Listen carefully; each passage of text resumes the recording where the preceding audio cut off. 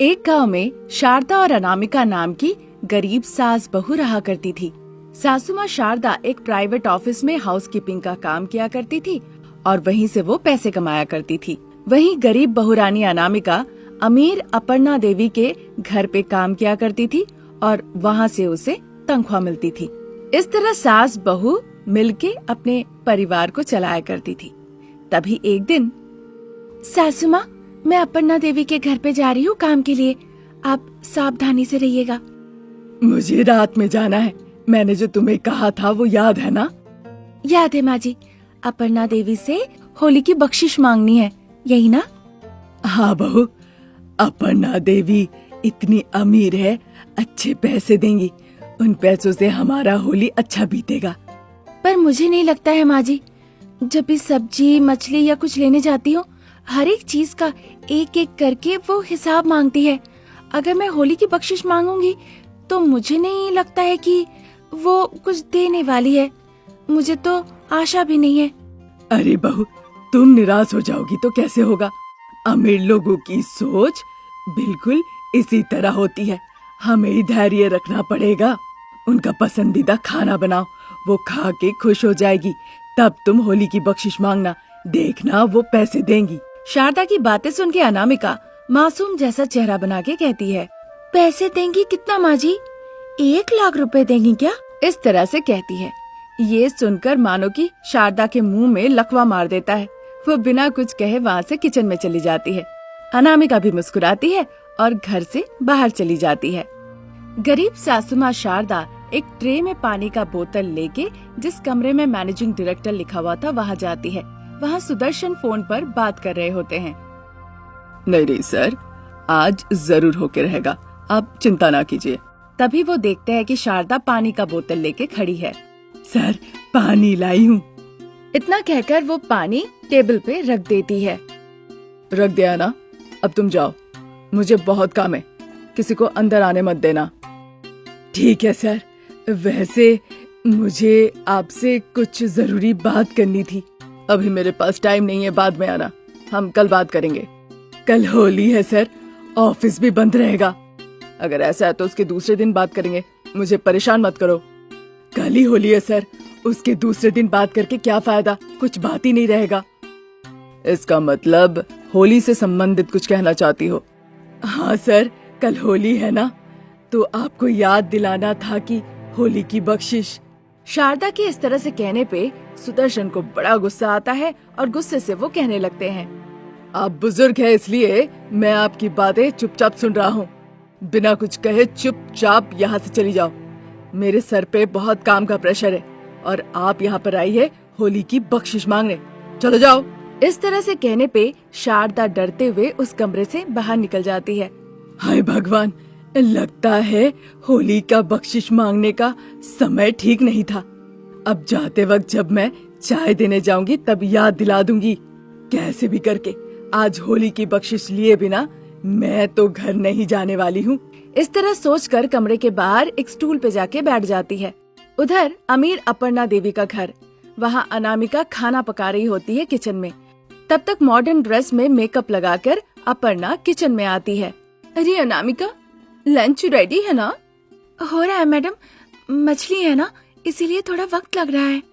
मैंने ज्वाइन करते वक्त ही कहा था इस तरह की बातें मुझसे मत किया करो, लेकिन फिर भी कही जा रही हो। अगर ऐसे ही चलता रहा तो मुझे बहुत गुस्सा आएगा। नाराज होंगी तो कैसे चलेगा मालकिन, आपके कहने पे मैं बाजार गई आपका पसंदीदा मछली ले आने के लिए, इसलिए थोड़ा समय लग गया। आइंदा मैं कोशिश करूंगी कि ऐसा ना हो। ठीक है अनामिका, मैं जा रही हूँ मेकअप लगाने। फिश करी बना के तुम डाइनिंग टेबल पे रख देना, मैं जाके खा लूंगी। ठीक है मैडम। अनामिका के इस तरह से कहने पे अपर्णा देवी वहाँ से चली जाती है।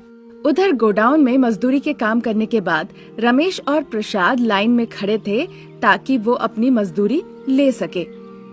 पिताजी, मैं जाके थोड़ी देर बेंच पे बैठ जाता हूँ।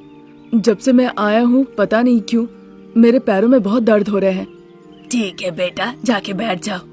जब शंकर बाबू आएंगे तो मैं तुम्हें एक तिलक कर दूंगा, तुम सम्मान के लिए खड़े हो जाना। प्रसाद कह ही रहे थे तभी शंकर बाबू वहाँ पे आ जाते हैं। बाप बेटा दोनों खड़े होकर शंकर बाबू को नमस्ते करते हैं।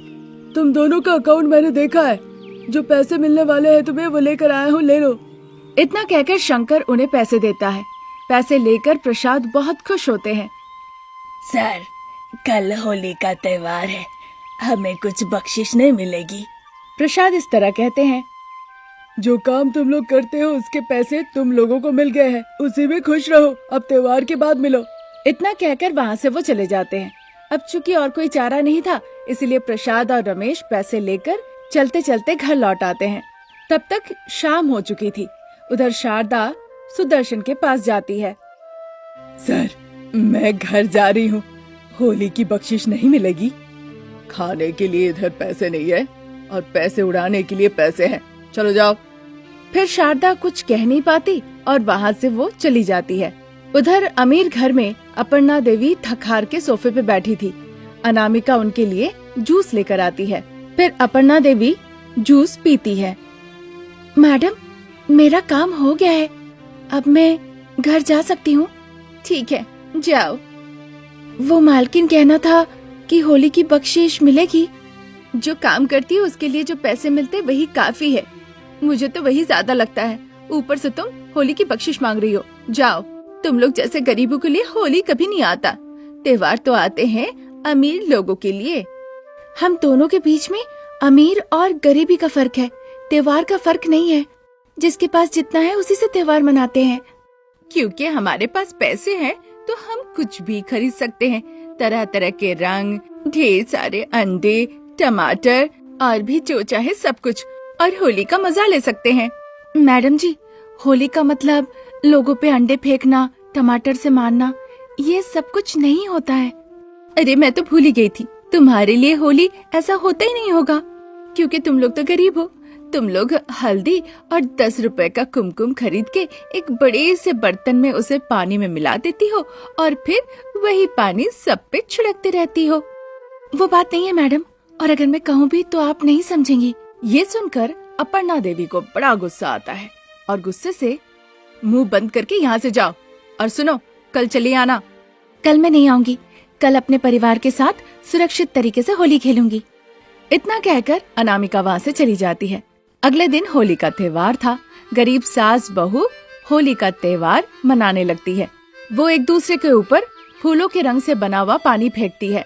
शारदा आगे आगे भागती है, अनामिका पीछे पीछे भागती है और उन पे जाके पानी डाल देती है। हरीश और भव्या कच्चे अंडे लेकर अपने दादाजी के ऊपर फेंक के मारते हैं। अरे पोते साहब, मुझे छोड़ दो, अंडे की बहुत बदबू आ रही है। अगर ऐसा है दादाजी, तो क्या मैं गोबर पानी आप पे फेंकूं? पोते साहब, वो तो और ज्यादा बदबूदार है। उधर अमीर अपर्णा देवी के घर पे अपर्णा देवी, सुदर्शन और उनका बेटा विनय केमिकल वाला कलर लेके होली खेल रहे होते हैं। केमिकल की वजह से विनय की आंखें जलने लगती है। मामा, मेरी आंखें बहुत जल रही है, मुझे जल्दी से अस्पताल ले चलो। इस तरह वो रोने लगता है। अपर्णा और सुदर्शन घबरा जाते हैं और उसे गाड़ी में बैठा के जल्दी से अस्पताल ले जाते हैं। अस्पताल जाने के दौरान वो देखते हैं कि गरीब सास बहू अपने बच्चों के साथ बड़े ही मजे से होली खेल रहे हैं। देखिए, वो इतने रंग से खेल रहे हैं, उन्हें कुछ भी नहीं हुआ। फिर हमारे बच्चे के साथ ऐसा क्यों हुआ? वो कह रही होती है। तब तक सुदर्शन गाड़ी लेकर अस्पताल पहुंच जाते हैं।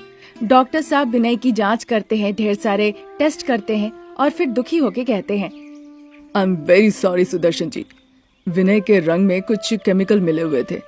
उसकी आंखों में जाने की वजह से उसकी रोशनी भी जा सकती है। Be careful. इतना कहकर चले जाते हैं। होली का त्योहार उनके लिए ऐसा ही बीतता है। अगले दिन सास बहू को विनय के बारे में पता चलता है कि वो अस्पताल में भर्ती है, इसीलिए वो मिलने के लिए अस्पताल आती है। वहाँ विनय को देखकर उन्हें बहुत बुरा लगता है। होली का त्योहार खतरनाक है, कभी भी कुछ भी हो सकता है, इसीलिए पलाश फूल को उबाल के हम सब ने होली खेला है। असल होली का मतलब है पलाश फूल से होली खेलना मैडम। फिर अनामिका और शारदा अपर्णा देवी से ये सारी बातें करती है और फिर अपने घर लौट आती हैं। अगले दिन से वो जैसे काम किया करती थी वैसे ही करने लगती है। सुदर्शन और अपर्णा देवी को भी समझ में आती है कि असली होली कैसे खेली जाती है। हार्मफुल केमिकल वाले रंगों को छोड़कर इको फ्रेंडली कलर्स पलाश के फूलों के रंग से वो होली खेलते हैं, जो कि होली का असली पारंपरिक तरीका भी है। इस प्रक्रिया में किसी को भी स्वास्थ्य संबंधी कोई समस्या नहीं होती है और तब से उनकी हर होली पारंपरिक तरीके की होली ही होती है।